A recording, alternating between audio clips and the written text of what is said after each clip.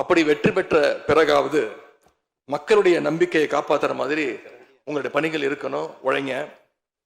எங்க தலைவர் திரு முத்துவேல் கருணாநிதி ஸ்டாலின் அவர்கள் கடந்த 5 வருஷமா ஒவ்வொரு குடும்பத்துக்கும் பார்த்து பார்த்து திட்டங்களை நிறைவேற்றி கொடுத்தார்.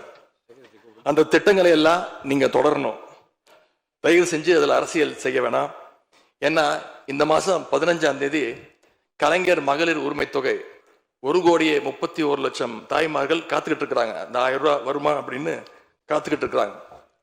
அதே மாதிரி புதுமை பெண் திட்டம், தமிழ் புதுவன் திட்டங்கள்ல காலேஜ் போற ஸ்டூடெண்ட்ஸ் அவங்களுக்கு வர மாசம் வர கல்வி ஊக்கத்தொகை 7ஆம் தேதி கொடுத்துருக்கணும். இது வரைக்கும் வரல. அவங்களும் காத்துக்கிட்டு இருக்கிறாங்க.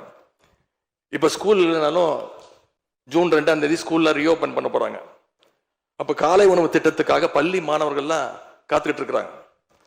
இப்படி பல்வேறு திட்டங்கள் இருக்கு. நான் முதல்வன் திட்டம், தாய் மாணவர், அன்பு கரங்கள்னு பல்வேறு திட்டங்களுடைய பயனாளிகள்லாம் ஆவலோடு காத்துக்கிட்டு இருக்காங்க. இந்த அரசு என்ன செய்ய போகுதுன்னு காத்துக்கிட்டு இருக்கிறாங்க.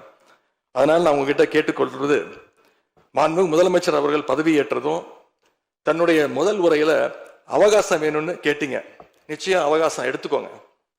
ஆனா காத்துக்கிட்டு இருக்க அத்தனை பேரையும் ரொம்ப காலம் காக்க வச்சிடாதீங்க.